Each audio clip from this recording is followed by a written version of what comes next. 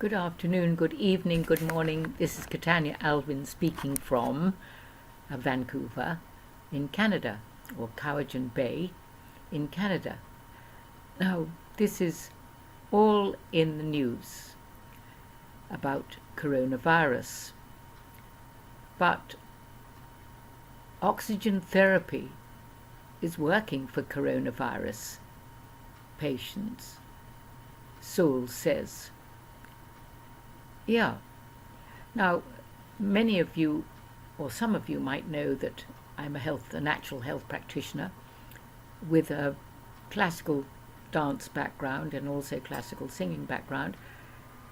And health is of vital importance to me, and it always has been. So food, herbs, and various other things. I was also very fortunate that this is a rather peculiar way of saying it, but that as a baby I had double pneumonia. I then suffered from bronchitis for much of my early life, went through the war, was born in 1939, so in England, and that moved and always seemed to be around where the bombing was going on. So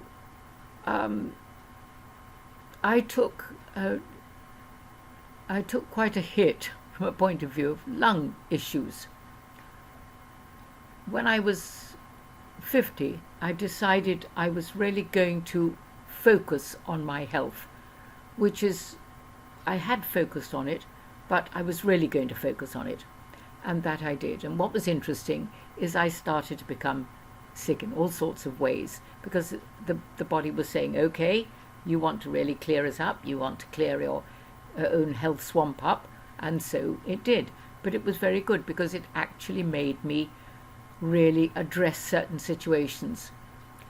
I'd also had the experience when, must have been in my 30s, when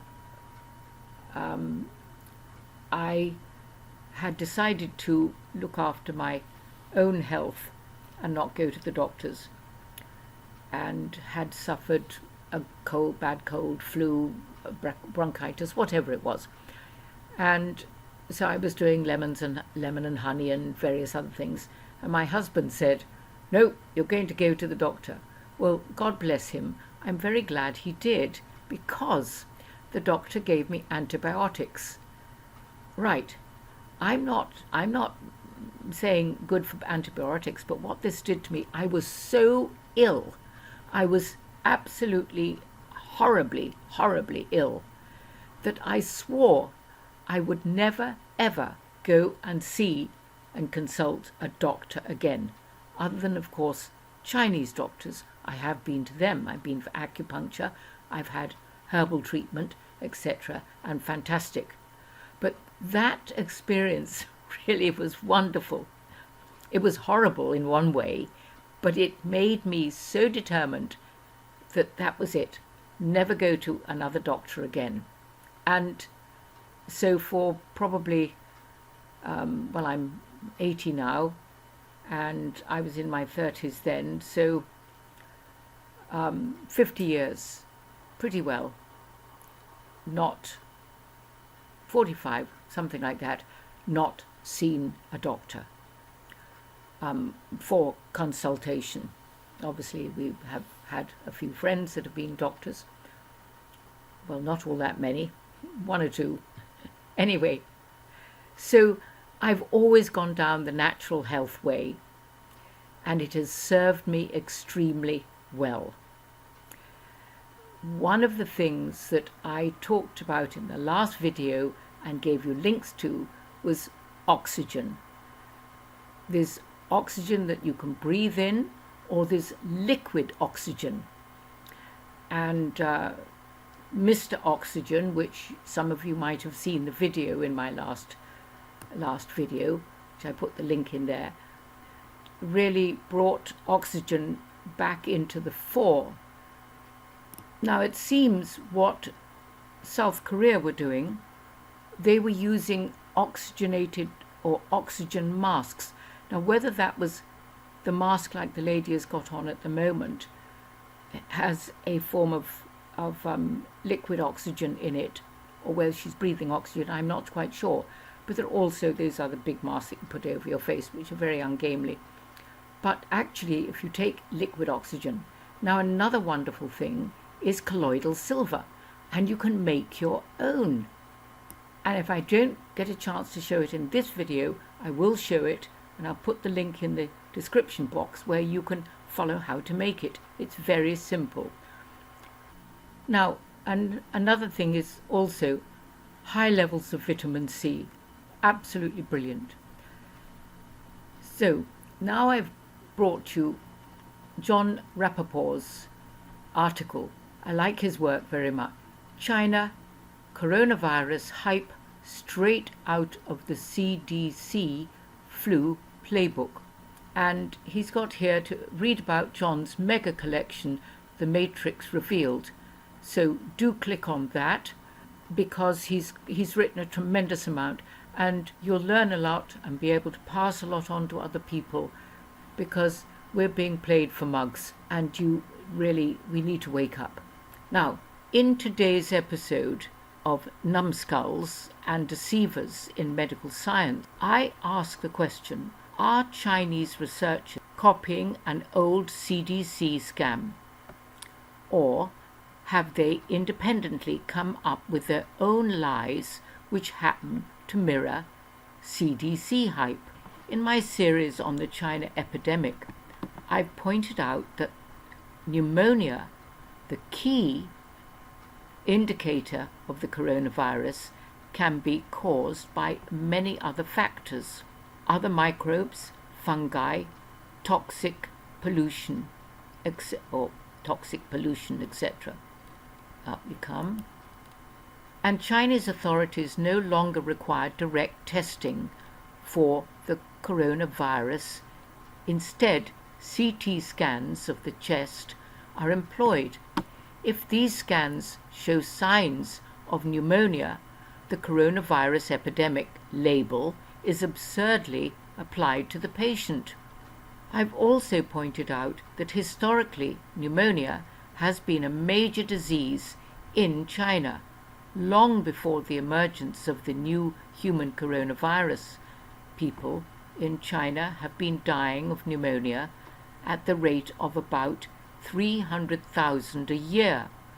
Now, those people passing away from the disease in 2020 can be falsely called deadly epidemic cases. How convenient!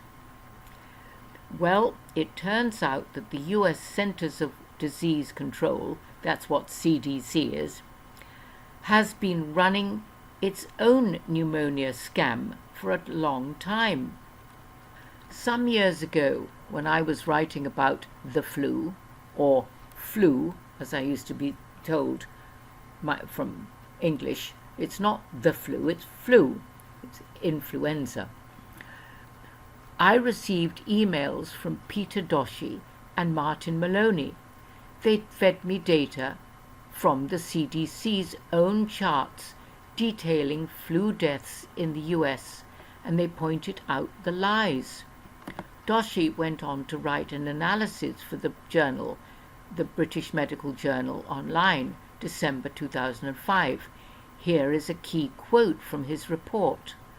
According to CDC statistics, influenza and pneumonia took 62,034 lives in 2001, 61,777 of which were attributed to pneumonia, and 257 to flu, and in only 18 cases was the flu virus positively identified. You might want to chew on that sentence for a while. You see, the CDC has created one overall category that combines both flu and pneumonia deaths. They call this category flu. Why do they do this? Why do they deceptively assert the pneumonia deaths are complications stemming from the flu, because they want to sell doctors and the public on the dangers of flu.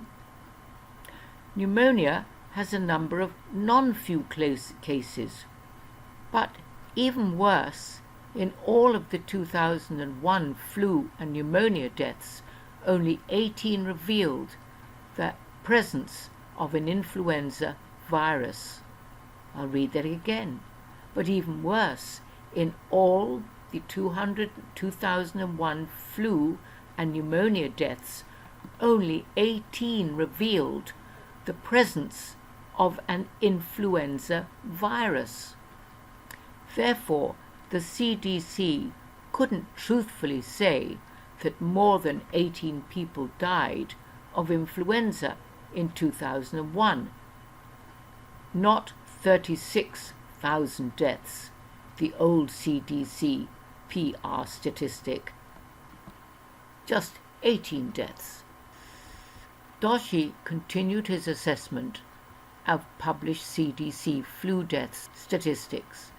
Between 1979 and 2001, the CDC data showed an average of 1,348 flu deaths per year, range 257 to 3,006. These figures refer to flu separated out from pneumonia. This low death toll would drop much lower if you added the need to confirm the presence of a flu virus in those cases. Now, let's think about what vitamin C does. Let's think about what oxygen does. It builds and strengthens the immune system, both of them. And there are other things that build the immune system too. So we have two fake hustlers years apart in the US and China, both based on the deceptive use of pneumonia. Liars, and to tell the same kind of lies over and over. Medical liars often import diseases that have nothing to do with their claims in order to build up the case numbers and pump up threats and fears, and then sell toxic drugs and vaccines as solutions. Well, there we have it. I'll be quite happy to offer this article and its blunt facts to the New York Times or the Washington Post or CBS or NBC or ABC, providing they assure me that they'll print it and then force their hungriest hounds to track me down and indict the high-level deceivers by name who are pushing these criminal falsehoods. Ordinarily, I would charge, that's a lot of money, it's a lot of zeros after there for the article. But in the case, I'll settle for a 6-hour face-to-face live streaming interview with the head of the CDC in prime time. Now, I just want to, and that's Jon Rappaport, I want to say, John, I hope I'm doing you a service by reading this out because it's so important. What you say is absolutely spot on. Now, in the description box will be the links, and also, so that you're not taken for suckers, go on to the link that talks about Delphin World and look at that link and subscribe to it and start your own personal empowerment so you don't get pulled into being a sucker for these questionable MSM news stories, etc., etc. This is Katannya Alven saying God bless. This is part 1. There's a part 2 coming down the road. Okay, on this very subject. God bless and talk to you again soon. Bye-bye.